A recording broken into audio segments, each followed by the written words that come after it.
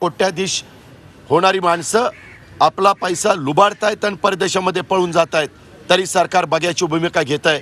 आणि इथं मात्र जो शेतकरी संपूर्ण देशाला अन्न पिकून देतो, धान्य पिकून देतो, त्याच्यामध्ये फळं पिकून देतो आणि भाजीपाला पिकून देतो, सगळ्यांना जगवतो, असा लाखाच्या पोशिंद्यावर हे लाठीचार्ज करतात. ह्या राज्यकर्त्यांना ह्याची किंमत मोजावी लागेल. आपण विचार करू शकता की महात्मा गांधीजींच्या 150व्या जयंतीच्या दिवशी हा शेतकऱ्यांवर अमानुषपणे लाठी हल्ला केला जातो. त्या ठिकाणी माझ्या माहितीप्रमाणे एक शेतकऱ्याचा मृत्यूही झाल्याची माहिती माझ्याजवळ आलेली आहे.